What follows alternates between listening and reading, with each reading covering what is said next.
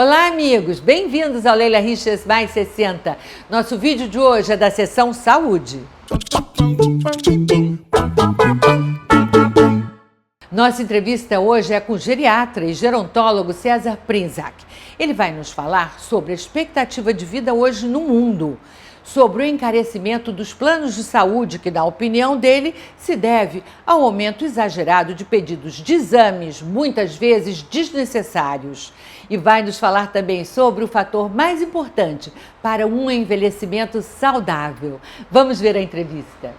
César Prinzak, a expectativa de vida está aumentando mesmo no mundo? Ela aumentou muito no final do século XX, onde a gente ganhou 30 anos, né, que foi graças a antibióticos, saneamento básico, medicações que foram utilizadas em ampla escala. E aí depois do ano 2000 a gente entrou a curva está começando a desacelerar, ainda aumentando, mas ainda num ritmo que nem 30 anos, em 30 anos como a gente teve no final do século XX. A gente entrou numa fase agora que a gente ganha 3 meses a cada ano. Então, o que tem acontecido é países tipo como os do primeiro mundo, que chegaram aos 80 anos de expectativa de vida, agora eles já estão começando a desacelerar, a coisa já não está sendo tão fácil deles conseguirem... Então vai ficar por aí, pelos 80, 85 anos, é o que a gente vai viver, em média, durante o quê? 30 anos, 20 anos? Não, eu diria que de agora, vou pegar a estatística de 2015. 2015, o primeiro lugar vinha o Japão, com 84 anos, aí depois o segundo lugar vinha a Suíça, a Austrália... E assim por diante. Todos esses 84, 83 e 7, 83 e 4, 83 e 2, tudo muito próximo às expectativas de vida, mas todo mundo já empatando e já chegando num platô. Por que chegando num platô? Porque não é que a gente tenha data de validade, é que a gente, alguma coisa vai ter que acontecer. Então, por mais que a gente tente aumentar a expectativa, vão surgindo problemas novos. Quer dizer, o avanço tecnológico ajudou a aumentar a expectativa de vida. Como um todo, certo? Do grupo todo. Né? Mas ele vai continuar aumentando, ajudando a aumentar com os exames, novos exames mais precisos, mais modernos, uma medicina mais avançada. Na verdade, essa medicina mais avançada, talvez com um custo que vai ficar milionário, eu não sei se a gente vai conseguir ter resultados em escala de massa, porque você não tem como cobrir todo mundo. Quando você faz saneamento básico, você aumentou em escalas de milhões de pessoas. Quando você cria uma vacina, você conseguiu vacinar milhões de pessoas. Quando você conseguir no futuro criar, por terapia genética, engenharia genética, conseguir manipular e fazer um fígado novo para você, que custe $500 mil, eu não vou ter como dar fígado novo numa escala de milhões de pessoas. Infelizmente... Quer dizer, é um sistema, esse avanço é excludente. Até que ele se torne barato, entre aspas, para poder ter uma cobertura em grande escala, isso vai levar, eu não sei, 100 anos. Entendeu? Porque as coisas ainda são muito caras e ainda estão num nível embrionário. Quer dizer que uma coisa está meio que compensando a outra, ou descompensando. Não adianta um avanço tecnológico quando ele não é para todo mundo e quando os planos de saúde vão chegando a preços absurdos. E aí a pessoa com 90 anos poder pagar um plano de saúde, né? Que faça essa cobertura do que a saúde dela, né, o bem-estar dela vai necessitar, vai ficar difícil. Já é difícil hoje, onde você pega os 5% que são mais doentes, e que provavelmente são os 5% mais idosos, eles já gastam 50% do orçamento do plano de saúde. Então, com os custos ficando cada vez mais caros, imagine se daqui a pouco o idoso aumenta o número de idoso e os tratamentos vêm crescendo de uma maneira exponencial, eles vão consumir do budget todo dos planos de saúde, não vão mais consumir 50%, daqui a pouco eles vão consumir 70% de tudo que é arrecadado pelo plano. Então, é que eu comparo um condomínio, a gente se mudou para um prédio de 5 andares, só tinha um porteiro de dia, não tinha nem elevador, e todo mundo vivia bem. Aí, de repente, decidiram fazer uma academia de ginástica no prédio, vamos contratar um professor, a gente está com medo da insegurança, vamos botar um segurança noturno no prédio, vamos botar um elevador panorâmico, aí tem cota extra, aí depois chega uma hora que o custo daquele condomínio não pode ser mais o que era 10 anos atrás. Então, a gente esperar que com 60 anos a gente vai parar de aumentar o plano de um cara que com 65 entra no momento de ter mais doença, que com 70 vai precisar gastar mais do plano. Seria o que eu digo uma medida populista e sem a menor responsabilidade fiscal. Quer dizer, ele não é responsável por saber de onde vai vir o dinheiro para pagar a conta.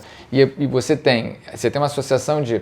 As pessoas vão acumulando doenças, aí elas vão gastando mais, preterivelmente elas vão acumulando uma hipertensão, diabetes, um tumor. Então elas, a partir dos 60 anos, elas se tornam consumidores vorazes do sistema de saúde. Por outro lado, vem a indústria farmacêutica que está sempre criando drogas novas, é como se fossem roupas novas, cada vez mais caras, e eles fazem propaganda hoje em dia, a indústria farmacêutica, de uma maneira direcionada ao próprio paciente.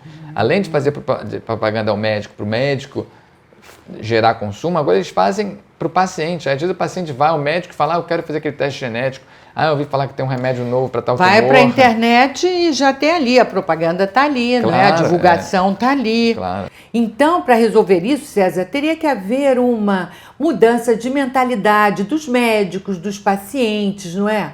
A primeira mentalidade que tem que mudar é do próprio médico, que o médico, às vezes, ele não vê a coisa numa escala global. Quando o médico chega no consultório e aí pede, às vezes, no mesmo ano para o paciente 3 ressonâncias, sabendo que não vai ter diferença nenhuma, 4 vezes exame de sangue, ele está criando gastos que o próprio médico não sabe, que ele, como pessoa física e como consumidor do plano de saúde, as pessoas falam para o médico, eu quero fazer todos os exames, aí o médico prescreve. Aí a gente tem que dizer assim, olha só, não vamos fazer todos os exames, porque provavelmente não vai revelar nada. Segundo, que você está fazendo exame de uma maneira desnecessária e que vai gerar um gasto que todos vamos pagar. Não é porque você paga plano de saúde que você tem que abusar do plano. O plano está ali com nem um seguro do carro. Você não fica chamando o seguro do carro toda hora para o cara vir te ajudar a tirar a coisa dentro da sua mala. Você chama quando você tem uma real. Você acha que a mentalidade é muito por aí do paciente? Ele quer aproveitar... O paciente sempre acha que pagou, tem que aproveitar. Ele quer aproveitar mais o plano de saúde, que ele paga todo mês, ou ele acredita que mais exames vão garantir que ele tenha mais saúde? Eu não sei se ele acredita ou se isso vem da influência médica, que é o que eu chamo de exame-terapia. As pessoas acham que fazer exame traz saúde. E não traz saúde. Se você quer trazer saúde, você tem que ter medidas que promovam saúde. Fazer exame não é uma medida comprovada que promove saúde. Se você pegar um grupo de pessoas que envelheceram bem e acompanhá-las dos 50 a 80 anos, os que fizeram mais exames definitivamente não são os que vão ter mais saúde. Então, ficar fazendo vários exames, a exame-terapia, não traz benefício nenhum para o paciente, só encarece o todo. E os médicos, às vezes, não querendo lidar com o paciente, ou não querendo perder tempo de convencer a ele, olha só, ao invés de eu te dar um anti-inflamatório para dor na coluna e te mandar para fisioterapia, por que eu não convenço você a fazer ginástica regularmente? Por que eu não convenço você a perder peso? Por que eu não convenço você a melhorar a postura? Aí eu vou evitar que você fique tomando remédio várias vezes e que fique pulando de médico em médico porque você nunca fica bom. Aí cada médico você vai, o médico nem quer escutar a tua história, pede outra ressonância. César, qual é o melhor custo-benefício entre saúde, plano de saúde, sistema de saúde? Qual é o país que tem isso mais bem resolvido?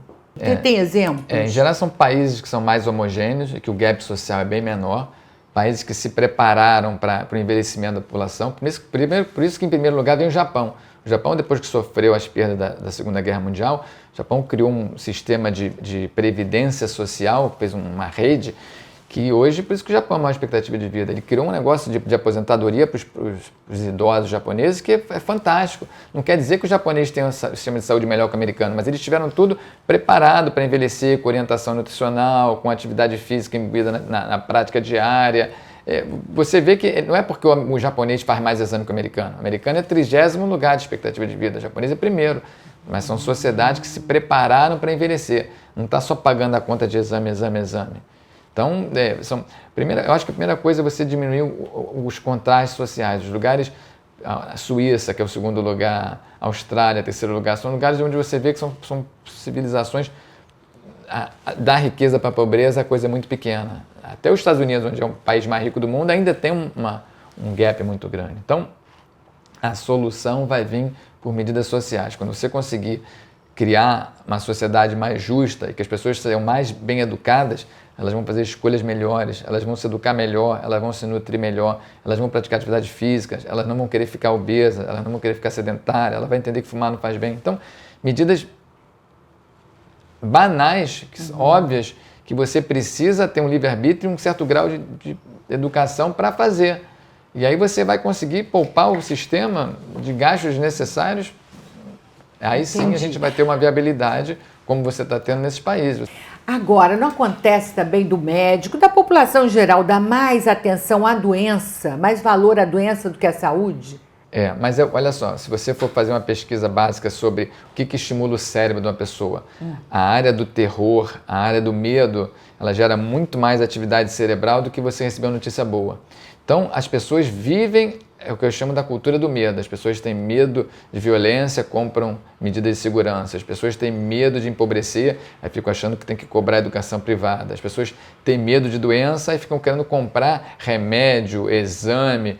Então, é muito difícil você convencer uma pessoa a ter hábitos saudáveis, porque até para você conseguir estimular ela, para ela aderir a isso, é muito mais difícil do que você convencer ela que, olha, você vai ter um câncer, olha, você vai ter um derrame. Aí você fica criando medo, aquilo no cérebro da pessoa é muito mais estimulável. Você faz isso com seus pacientes? Eu tento ao máximo promover saúde. Eu perco 40 minutos tentando passar alguma coisa para promover saúde para evitar. Mas se você vê que um paciente não está conseguindo perder peso, não quer fazer dieta, aí você fala assim, olha, você vai morrer, você vai ter uma diabetes. Não, eu vou dizer que ele vai perder 8 anos de vida útil, eu estou dizendo que ele vai perder a possibilidade dele poder exercer a função de ser avô, avó. Hoje em dia existe o dia do avô e da avó nas escolas. Então se vê bisneto crescer, que eu acho assim, uma dádiva. Você vai perder a formatura do neto, vai perder um casamento do neto. Quer dizer, isso tudo é o que eu chamo de estar no livre-arbítrio da pessoa. Mas o livre-arbítrio, se você não é educado para conseguir entender as escolhas, é muito difícil você chegar para a pessoa que não tem educação e dizer, olha,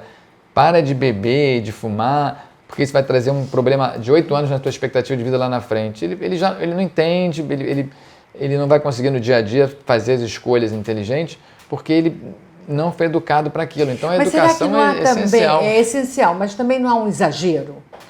Porque as pessoas não podem beber nada, se sentem assim, eu não posso beber nada, eu não posso comer. Eu vi outro dia na praia uma coisa muito engraçada. Uma senhora passou o ambulante vendendo torresmo, saquinho de torresmo. E aí ele parou, ofereceu a uma mulher de seus 60 anos. E aí ela disse, eu adoro torresmo, mas eu não posso não, que isso faz muito mal à saúde. E ele disse, mas a senhora quer viver ou quer durar? Exatamente. O lema da Sociedade Americana de Geriatria é acrescentar qualidade de vida aos anos que você ainda tem de vida. Não é simplesmente, eu vou te dar mais 15 anos de vida. Para você ter mais 15 anos de vida para viver de uma forma miserável, é que nem o que eu falo. Se você castrar um homem aos 40 anos, ele ganha 6 anos de expectativa de vida. Eu quero ver algum homem que vai querer ser castrado aos 40 anos, para ao invés de viver 80 anos, viver 86. Mulher vive mais que homem? A mulher vive mais por homem por diversas questões, não é só, eu vou te dizer um fator. Ela vive, nos últimos anos, a expectativa da mulher é de 6 a 8 anos a mais do que o homem, dependendo do país. Aí depende também da parte hormonal, que facilita com que ela tenha uma qualidade de vida melhor. Ela, às vezes, tiveram menos estresse. A ausência da própria testosterona aqui no homem é um fator que gera estresse, é o que eu chamo da demência da testosterona, que aumenta a mortalidade, porque o homem toma decisões erradas, ele é mais impulsivo, ele é mais agressivo. Então, isso tudo é ligado a essa testosterona. Não é à toa que se você castrar o homem, ele vai viver mais 6 anos que a mulher. É diretamente relacionado àquela falta da testosterona. Então, tudo com você é relativo, tudo com você é estatística.